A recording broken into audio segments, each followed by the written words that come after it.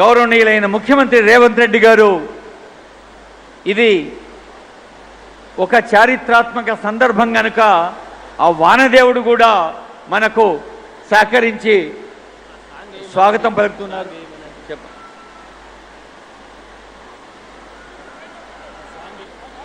గౌరవనీయులైన ముఖ్యమంత్రి గారికి స్వాగతం పలుకుదాం. Song please.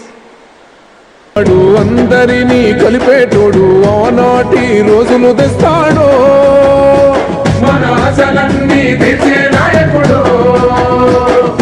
ఇందిరమ్మ రాజ్యం మళ్ళీ రేవంతు వల్లే సాధ్యం, మన వంతుగా గన్నకు తోడుందా, మన ఉద్యమానికి సిద్ధం అయిపోదా. తెలంగాణ పులి బిడ్డ మరవబోదు నిన్ని గంట, జై జై మా రేవంత్ అన్న గన్నది మన తెలంగాణ. మూడు రంగుల జెండా పట్టి సింగమోలే కదిలినాడు, ఒక్కరో కాంగ్రెస్ సూర్యుడు, మన రేవంత్ అన్న నిగ్గదీసి అడిగే మునగాడు.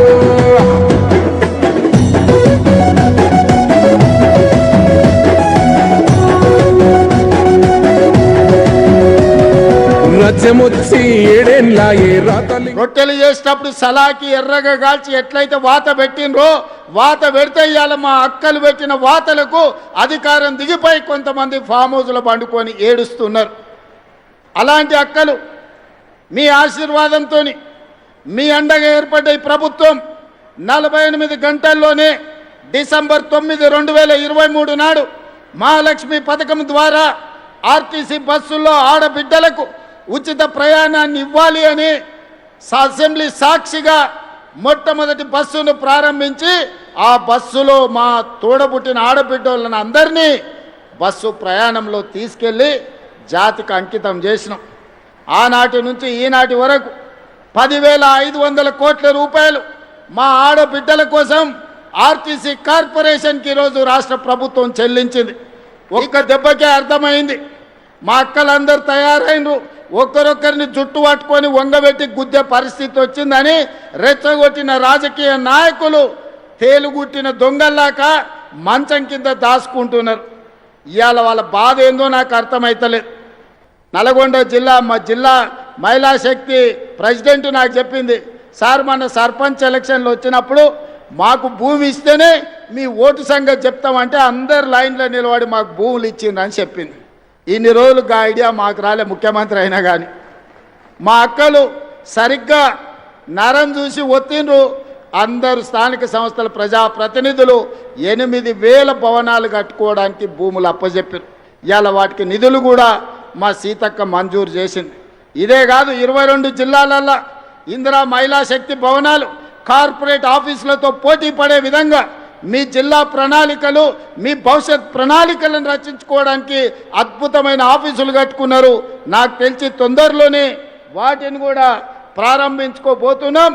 ఎవరైనా వస్తే మీ కార్పొరేట్ ఆఫీసులో కూర్చొని చర్చించే విధంగా, మీకు అమెజాన్ నుంచి ఎవరు వచ్చినా మీ ఆఫీసులో కూర్చొని తలెత్తుకొని నడిపించే విధంగా ఈరోజు మీ జిల్లా మహిళా శక్తి భవనాలు రాబోతున్నాయి. మీరు అద్భుతంగా వ్యాపారంలో రాణించబోతున్నారు.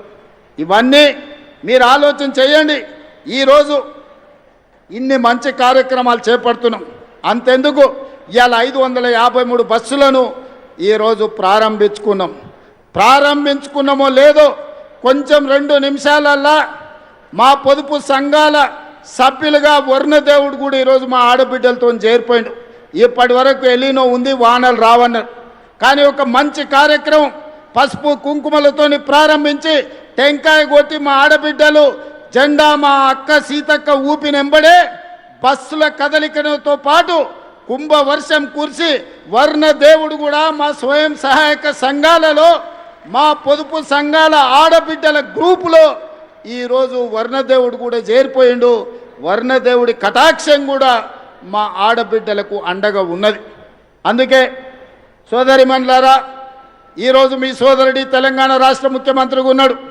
ఎవరు ఎన్ని కుట్రలు చేసినా, కుతంత్రాలు చేసినా, ఎన్ని అడ్డుపుల్లలు పెట్టినా, మీ అభివృద్ధిని అడ్డుకోవాలనుకున్నా, మీ సంఘాలను దెబ్బతీయాలనుకున్నా, ఇప్పటి వరకు 61,000 కోట్ల రూపాయల బ్యాంకు లింకేజ్ ఇవ్వడమే కాకుండా సున్నా వడ్డీ కోసం బ్యాంకులకు 2,000 కోట్ల రూపాయలు ఇవాళ నిధులు విడుదల చేసి మిమ్మల్ని ఆర్థికంగా నిలబెట్టే ప్రయత్నం చేస్తున్నాం. ఈ తెలంగాణ రాష్ట్ర ఆర్థిక పరిస్థితి మా ఆడబిడ్డల చేతుల్లో ఉంది. ఈ తెలంగాణ ఆర్థిక ప్రగతి అభివృద్ధి పదం వైపు వేగంగా పరిగెత్తాలి అంటే 1 కోటి మంది ఆడబిడ్డల్ని కోటీశ్వరం చెయ్యాలి అని కంకణం కట్టుకొని ప్రభుత్వం ఉన్నది. అందుకే ఈనాడు మెప్మా వేరు సర్పు వేరు ఉంటే ఈ రెండింటిని కలిపినాం.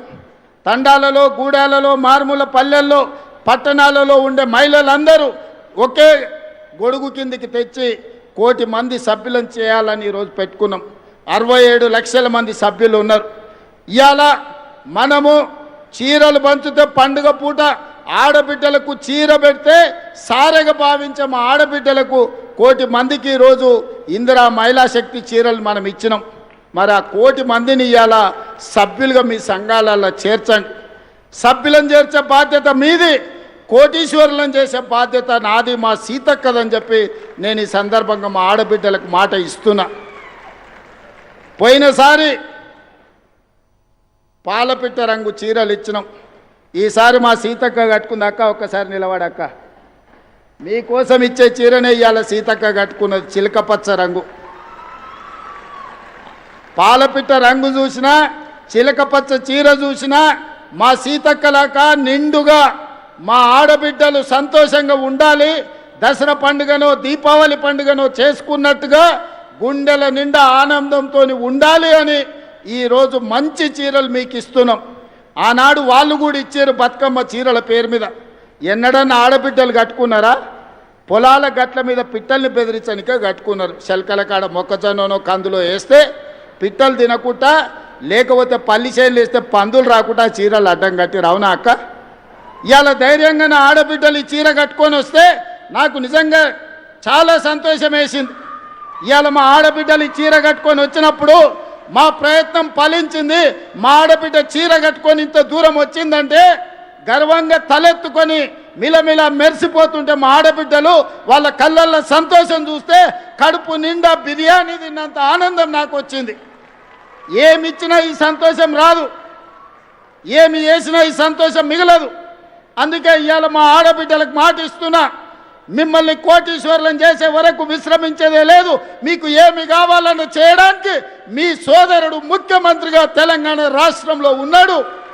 రాబోయే రోజుల్లో మీరు ఇక్కడి కాదు, ప్రతి పార్లమెంటు నియోజకవర్గానికి నేను వస్తా. వ్యాపార ప్రణాళికలు సిద్ధం చేసుకోండి.